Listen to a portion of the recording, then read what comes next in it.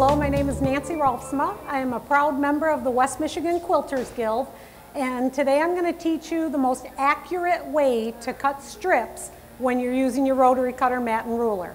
Okay? My favorite tools for the job are going to be an 18 by 24 mat. So this is going to be a self-healing mat that you can cut on both sides. This is going to be one of the biggest tips I'm going to give you. Don't use the side with the lines. Use the side without the lines. I wish they would make a mat that was just solid on both sides. The problem with the lines is that when you're using the lines on the mat, that is an inaccurate way to cut your strips, and I'm going to explain as we go through, okay? So, use the back side of your mat, the mat with no lines. My second favorite tool is going to be an OmniGrid 15-inch square ruler. I love the OmniGrid brand, I love the accuracy that it has, and I love the colors that the ruler has. With the dark lines and the yellow lines on the ruler, I'm going to be able to see the color on any color fabric that I'm cutting. And my last favorite tool is my 60mm Olfa rotary cutter.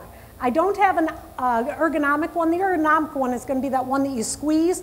I would get one of those, I just haven't gotten around to it, but the 60mm is going to make it so that you can cut through multiple layers of fabric, because if you can cut more accurately, more layers of fabric at a time, you're going to be able to make more quilts.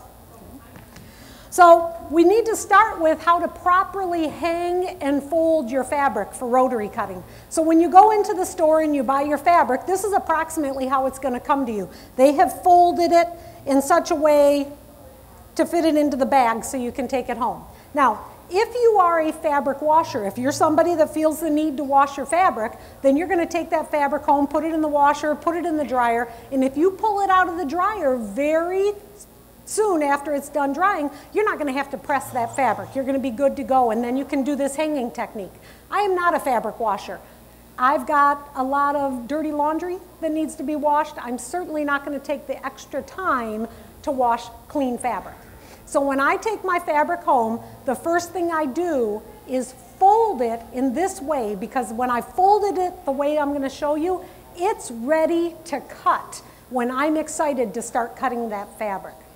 So the first thing you're going to do is take your fabric and hold it up with the selvages together, and you're going to shift the selvages from the left and to the right until the fold at the bottom hangs properly.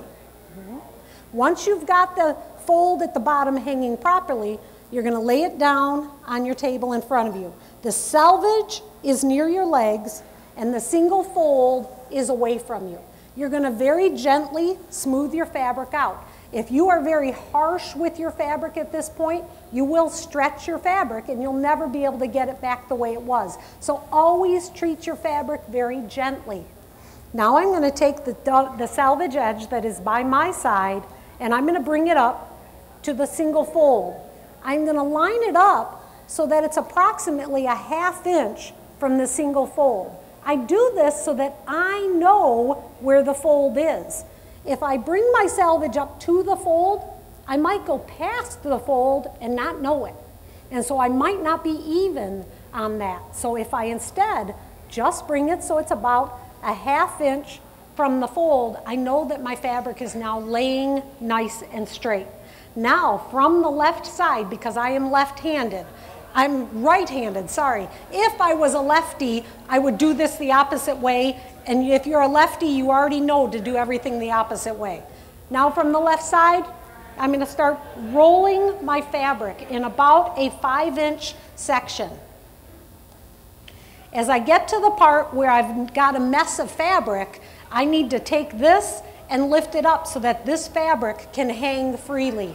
So I'll pick up my fold and hang my fabric, and I can just kind of shake it into position again. So again, my selvage is approximately a ½ inch from the edge of my fold.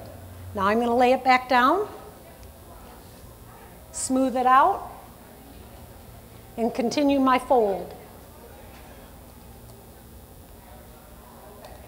When I get near the end, I'm going to take the edge that is raw of my fabric and fold it in, and then fold it over on top of my fabric. So when I take my fabric home from a store, this is how it's going into my cabinet with all of my fabrics. So when my fabrics are at home, this is what they look like. So I can open the door of the pantry with my fabric and I can see the colors of my fabric that I might be interested in using, and I can also guesstimate as approximately how much of that fabric I have. A roll like this big is about 2 yards. That little piece is only 1 yard, and the more you do this, the more you'll know. So it keeps it very, very organized.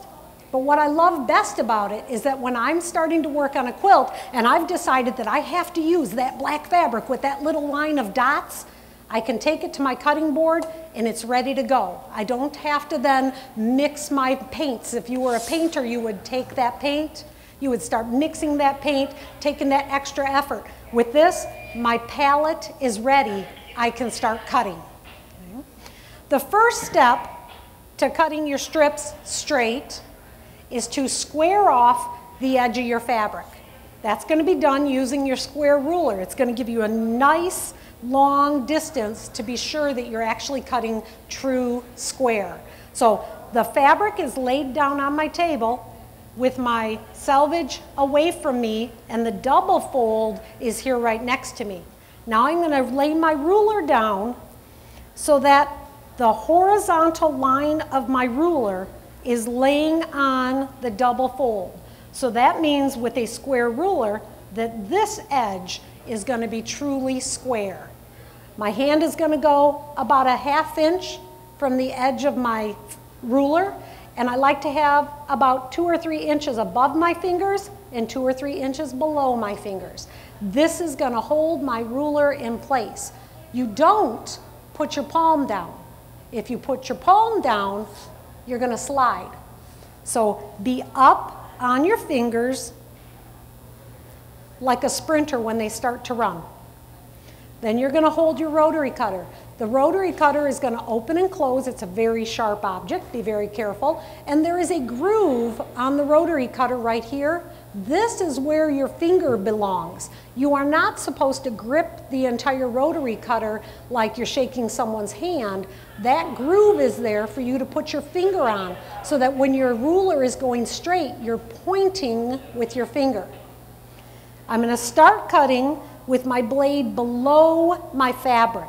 So that's why I like to use this big ruler. If I use a 12-inch ruler, I don't get that much space above and below. The 15-inch ruler is going to allow me to have enough space below and above. Now I'm going to push down and toward the ruler at the same time.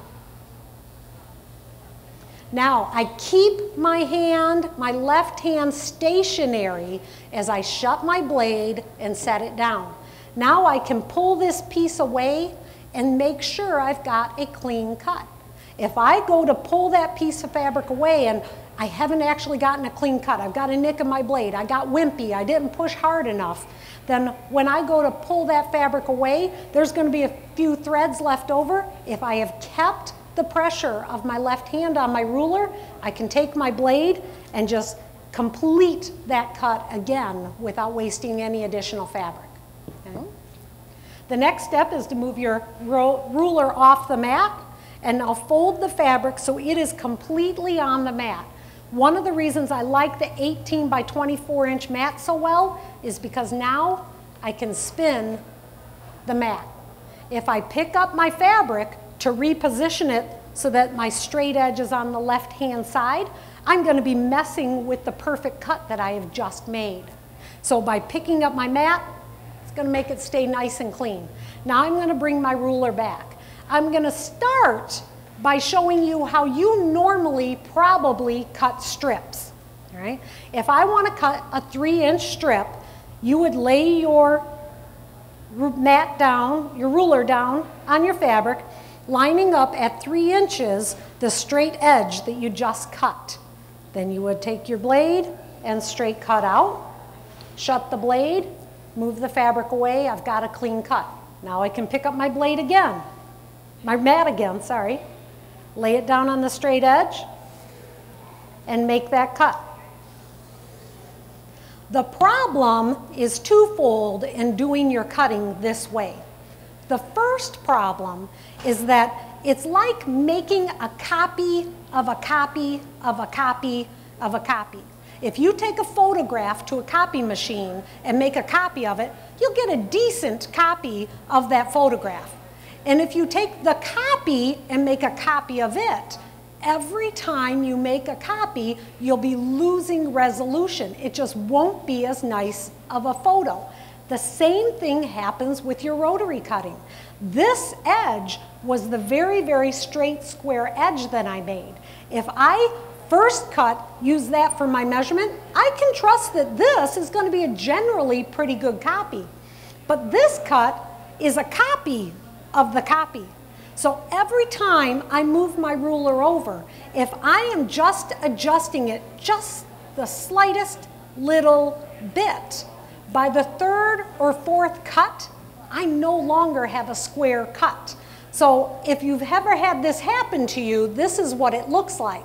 The top piece is a piece that I cut to look like the wonky W that oftentimes happens. The bottom piece is a truly square piece. Have you ever had this happen where your fabric has actually created a W? All right? So people get very discouraged when they see that happen, and they think the way to make it better is, instead of folding your fabric twice, is to just fold the fabric once. So now I won't get that W, I'll just be cutting big, huge strips. The problem with that is that now you've got this huge, long strip that you need to make your cut out of, and you have to use your long ruler. It's almost impossible for you to get the proper pressure you need on your ruler at the top and the bottom when you're using your 24-inch ruler. With the 15-inch ruler and folding your fabric in half, you're only having to cut 11 inches of fabric, so the hand pressure is going to be really good to keep the fabric stationary. So how do we fix the problem of the wonky cut? That's called power cutting. Power cutting was not invented by Debbie Caffrey, but Debbie Caffrey is the teacher and the author that originally printed it, and she has a couple of books called Power Cutting, where she goes through this technique, and she does a lot of strip quilts, and then she actually has a technique where she does power cutting with half-square triangles, the most precise half-square triangles you'll ever cut. So instead of doing the cutting like I did last time, one strip at a time, this time I'm going to power cut the strips. It's going to start with the same technique, where I'm lining up the horizontal line of my ruler on the double fold of my fabric. My hand, again, is between the fabric, and because it's only 11 inches, I don't have to worry about the fabric moving. Blade starts below the fabric. I push down and toward the ruler at the same time. When I get to the top, shut your blade and set it down, and then pull the fabric to make sure you have a clean cut. Now I can lift my ruler, put my fabric completely on my mat, and spin the mat. Now, that beautiful straight edge is now on my left side. The quilt I'm working on needs 3-inch strips, so I am going to cut with my 15-inch ruler 5 3-inch strips, using this straight cut for my measurement for all of the strips. So I start with my 3-inch, and this does require a little bit of math, so I know math is hard, but that's why I'm using 3 instead of 2 7/8 inches. I can't add 2 7/8 inches, 2 7/8 inches, 2 7/8 inches, and come up with a nice number that will work. So if you're cutting strips that are a nice round number, power cutting is very easy. So if I start with 3, 6, 9, 12, 15. I'm going to line the 15 on the straight edge. I also can use the top horizontal fold of my ruler, so I know that this is a nice square cut. I'm going to make my first cut over here at 15. Now, using the same straight edge, I'm going to now move it over 3 inches, and I'm going to make my next cut at 12. Now I'm going to move it over another 3 inches. I'm going to make my next cut at 9. Move it over 3 inches. My next cut, whoops, at 6. And my last cut at 3. Every one of these cuts was made using the original straight edge. So now I have 5 perfectly cut 3-inch strips. I don't have to worry about them being wonky like the sample I showed you because every one was cut with the original straight edge. Now, power cutting wouldn't be very powerful if all I ever did was cut 1 layer of fabric. So the other thing that makes power cutting powerful is being able to cut multiple layers of fabric. So I'm going to take another piece, going to do the same hanging technique, making sure the fold is straight at the bottom. Lay it down in front of me, smooth out my fabric, bring the selvage up to just about a 1/2 inch below the fold.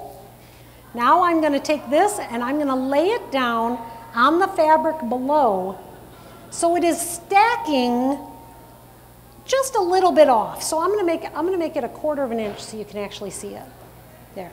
So I'm offsetting it about a 1/4 inch. And again, I do this for the same reason as that I bring my selvage up to a 1/2 inch below. By leaving a 1/4 inch step, I know that I'm even all the way across. If I try to line it up even with the fabric below, I might be over the edge and just not know it. Now I'll take another fabric. Same idea.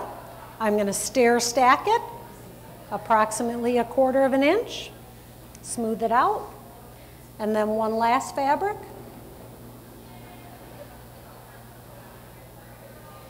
So with this power cutting technique, I will be cutting through 16 layers of fabric. Keep in mind, I am a professional. I have been doing this for a long time. If you're rotary cutting, when you're cutting your strips, if you don't feel that you have the strength it takes to get a nice clean cut every time, and you actually have a sharp blade, that would be step 1. But if you're not getting that really clean cut, then when you're doing your power cutting, you still want to do it with just 1 layer of fabric, all right? But when you get strong, when you're feeling like your cutting is very accurate, and most of the time when you're cutting, you're actually cutting through all your fabric, it's time to speed up the process. I can cut 4 times more fabric by layering it this way.